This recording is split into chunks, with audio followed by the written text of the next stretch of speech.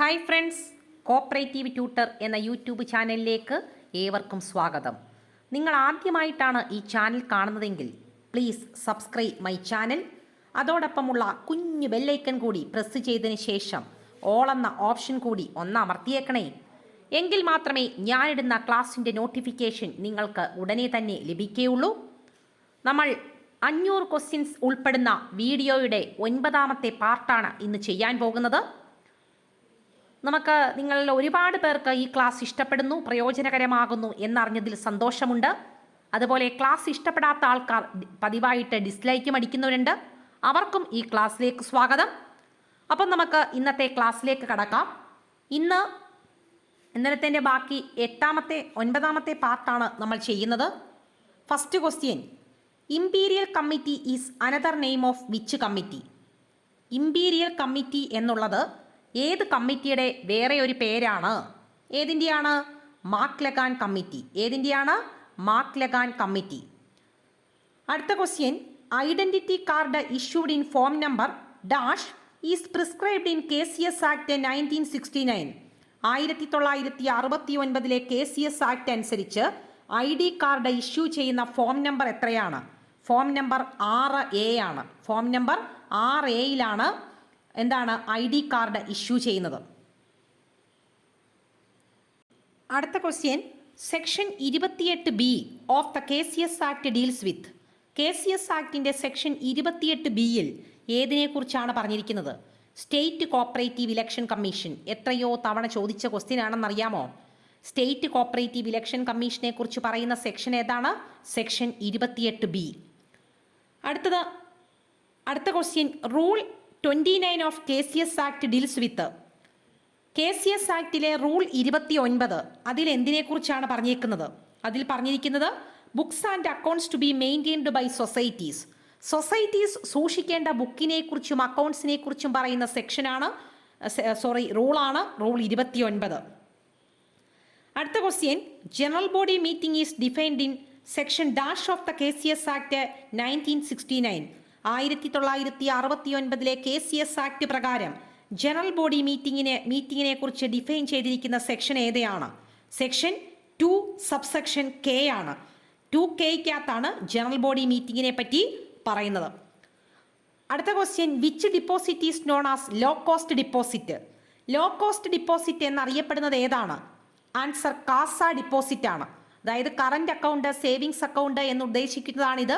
ഇതാണ് low cost deposit. അടുത്തത് high cost deposit ആണ്. റെക്കറിംഗ് ഡിപ്പോസിറ്റും ടൈം ഡിപ്പോസിറ്റും അല്ലെങ്കിൽ ഫിക്സഡ് ഡിപ്പോസിറ്റും. അടുത്ത question, RBI was recommended by. RBI recommend ചെയ്ത കമ്മിറ്റി ഏതാണ്? Royal commission on Indian currency and finance. Royal commission on Indian currency and finance. ഇത് തന്നെയാണ് നമ്മളൊക്കെ പഠിച്ചു വെച്ചേക്കുന്ന ഹിൽട്ടൺ യങ് കമ്മീഷൻ. അടുത്ത question, RBI prescribed SLR level as a percentage of.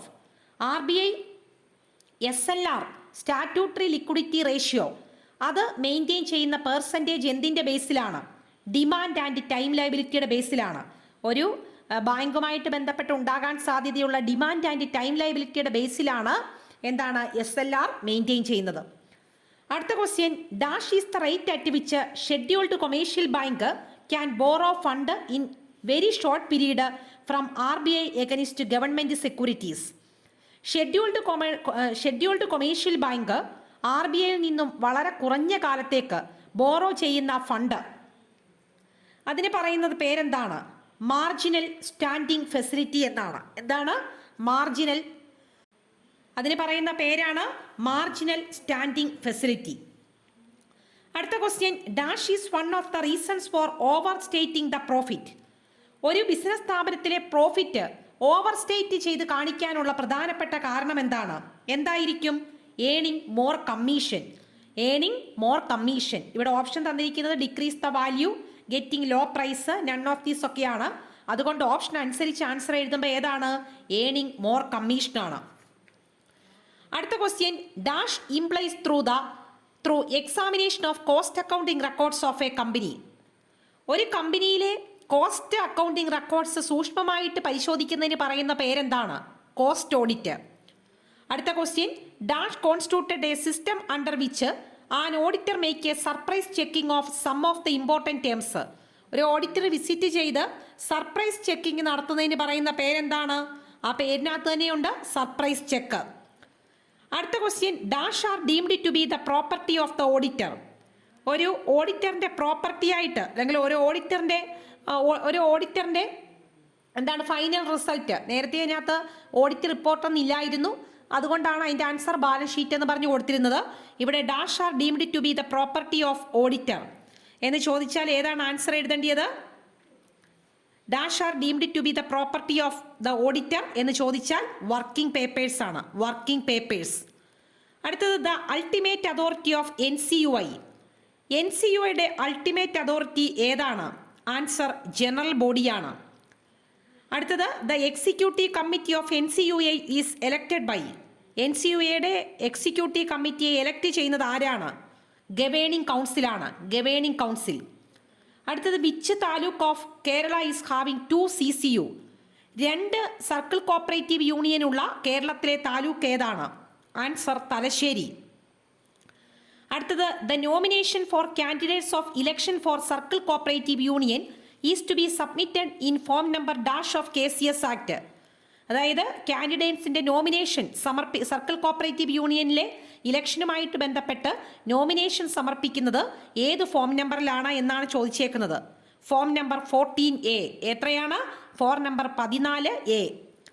അടുത്ത question, the maximum period of gahan is. ഒരു gahan register ചെയ്യുമ്പോൾ അതിൻ്റെ മാക്സിമം പീരീഡ് എത്രയാണ്? 12 വർഷമാണ്, 12 ഇയർ.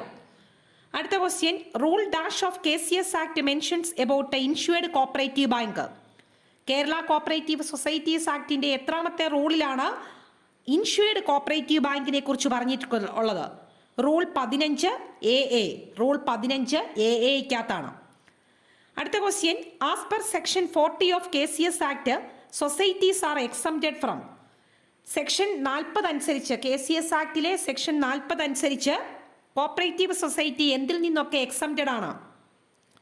ആൻസർ രജിസ്ട്രേഷൻ ഫീസിൽ നിന്നും സ്റ്റാമ്പ് ഡ്യൂട്ടിയിൽ നിന്നും എക്സംഷൻ ആണ്. അടുത്ത question, in election counting of vote is the responsibility of. Election നടക്കുന്ന സമയത്ത് വോട്ട് എണ്ണുക എന്ന് പറയുന്നത് ആരുടെ റെസ്പോൺസിബിലിറ്റിയാണ്? Answer returning officer. അടുത്ത question, interest rate of deposit of a cooperative credit society are fixed by. ഒരു കോപ്പറേറ്റീവ് ക്രെഡിറ്റ് സൊസൈറ്റിയിലെ ഇൻട്രസ്റ്റ് റേറ്റ്, ഡിപ്പോസിറ്റിൻ്റെ ഇൻട്രസ്റ്റ് റേറ്റ് തീരുമാനിക്കുന്നത് ആരാണ്? Answer registrar. അടുത്ത question, PACS maintains agriculture credit stabilisation fund from net profit at the percentage of. Primary agriculture credit societies net പ്രോഫിറ്റിൻ്റെ എത്ര ശതമാനമാണ് agriculture credit stabilisation ഫണ്ടായിട്ട് വെക്കുന്നത്? Answer 7%. അടുത്ത question, core banking facility in cooperative bank in Kerala was first introduced by.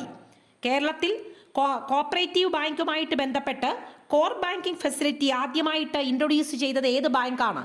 Kerala state cooperative bank. അടുത്ത question, in PACS audit fees is calculated on. Primary agriculture credit സൊസൈറ്റിയിൽ audit fees calculate ചെയ്യുന്നത് എന്തിൻ്റെ ബേസിലാണ്? Answer working ക്യാപിറ്റലിൻ്റെ ബേസിലാണ്. അടുത്ത question, a cheque is always drawn on a. ഒരു cheque എപ്പോഴും ചെക്ക് ആരുടേതായിരിക്കുമെന്ന് ചോദിച്ചാൽ ആരുടേതാണ്? ആൻസർ ബാങ്ക് ആണ്. അടുത്ത question, for the acceptor the rebate will be A. ഒരു അക്സെപ്റ്ററെ സംബന്ധിച്ചിടത്തോളം റിബേറ്റ് എന്ന് പറയുന്നത് എന്താണ്? ഗെയിൻ ആണ്. എന്താണ്? ഗെയിൻ ആണ്. റിബേറ്റ് കൊടുക്കുക എന്ന് പറഞ്ഞാൽ നമുക്കറിയാം റിട്ടയറിംഗ് ബില്ലുമായിട്ട് ബന്ധപ്പെട്ടാണ്. ഒരു ബില്ല് അതിൻ്റെ മച്യൂരിറ്റി ഡേറ്റിന് മുൻപേ പേയ്മെൻറ്റ് നടത്തുകയാണെങ്കിൽ അതിന് പറയുന്ന പേരാണ് റീടയറിംഗ് ബിൽ. ആ റീടയറിംഗ് ബില്ലിനാണ് സാധാരണ രീതിയിൽ റിബേറ്റ് കൊടുക്കുന്നത്. അടുത്ത question, dash bill is the act of the withdrawing A bill of exchange from circulation when it has been paid before the due date. ആ ക്വസ്റ്റ്യൻ തന്നെയാണ് അടുത്തേ പറഞ്ഞേക്കുന്നത്.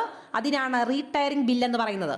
അതിൻ്റെ മച്യൂരിറ്റി ഡേറ്റ് ആകുന്നതിന് മുൻപ് പേയ്മെൻറ്റ് ആ ബില്ലിന്മേൽ നടത്തുകയാണെങ്കിൽ അതിന് പറയുന്ന പേരാണ് റീടയറിംഗ് ബിൽ എന്ന് പറയുന്നത്. അടുത്ത question, a bill payable on the expiry of the particular period of time is called. ആ ബില്ലിന്മേലുള്ള പേയ്മെൻറ്റ് നടക്കുന്നത് പർട്ടിക്കുലർ ടൈമിലാണെങ്കിൽ അത്തരത്തിലുള്ള ബില്ലിനെ പറയുന്ന പേരാണ് ടൈം ബിൽ. അടുത്ത question, plant and machinery is an example of dash expenditure. Plant and machinery എന്ന് പറയുന്നത് ഏത് തരത്തിലുള്ള എക്സ്പെൻഡിച്ചറിന് ഉദാഹരണമാണ്? Capital expenditure. അടുത്ത question, according to the dash concept there is no intention or necessity to wind up the business activity in the immediate future. നിങ്ങൾ ആരും നോക്കിയിരിക്കേണ്ട, കുറച്ച് നാളത്തേക്കൊന്നും എൻ്റെ ബിസിനസ് അവസാനിപ്പിക്കാൻ പോകുന്നില്ല എന്ന് ഉദ്ദേശിച്ചുകൊണ്ടുള്ള ഒരു ഇതാണെങ്കിൽ അതിന് പറയുന്ന പേരെന്താണ്?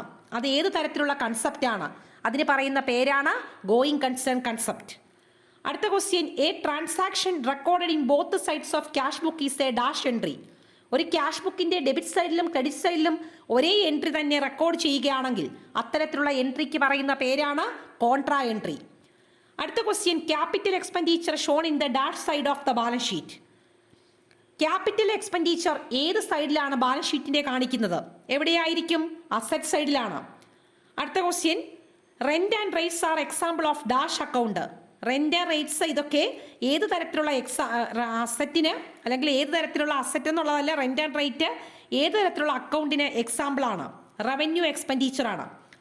അടുത്ത question, dash balance in cash book means overdraft. Cash ബുക്കിനകത്ത് ഏത് ബാലൻസ് വരുമ്പോഴാണ് ഓവർ ഡ്രാഫ്റ്റ് ആയിട്ട് കാണിക്കുന്നത്? ക്യാഷ് ബുക്കിനകത്ത് ക്രെഡിറ്റ് ബാലൻസ് വരുമ്പോഴാണ് ഓവർ ഡ്രാഫ്റ്റ്. അടുത്ത question, in case salary paid the nature of account involve are. Salary paid എന്ന് പറയുന്നത് ഏത് തരത്തിലുള്ള അക്കൗണ്ടാണ് എന്നാണ് ചോദിച്ചിട്ടുള്ളത്. Answer nominal and real. അതായത് സാലറി പെയ്ഡ് എന്ന് പറയുന്നത് നോമിനൽ ആൻഡ് റിയൽ ആണ്. റിയൽ ആൻഡ് പേഴ്സണലാണോ, നോമിനൽ ആൻഡ് പേഴ്സണലാണോ, റിയൽ ആൻഡ് റിയൽ ആണോ എന്നൊക്കെയാണ് ചോദിച്ചിട്ടുള്ളത്. In case salary paid the nature of the account involve are nominal and real. അടുത്ത question, petty cash book is usually kept under. Petty cash book സാധാരണ രീതിയിൽ maintain ചെയ്യുന്നത് ഏത് സിസ്റ്റത്തിലാണ്? പെറ്റി ക്യാഷ് ബുക്ക് മെയിൻറ്റെയിൻ ചെയ്യുന്ന സിസ്റ്റമാണ് ഇംപ്രസ്ഡ് സിസ്റ്റം. അടുത്ത question, market fed was established in. Market fed introduce ചെയ്തത് ഏത് വർഷമാണ്? 1960. അടുത്ത question, grading and standardisation relating to. എന്താണ് ഗ്രേഡിംഗ് ആൻഡ് സ്റ്റാൻഡർഡൈസേഷൻ? ഇതൊക്കെ എന്തുമായിട്ട് ബന്ധപ്പെട്ടതാണ്? ആൻസർ മാർക്കറ്റിംഗ് സൊസൈറ്റിയുമായിട്ട് ബന്ധപ്പെട്ടതാണ്. അടുത്ത question, which one of the following is a money market instrument.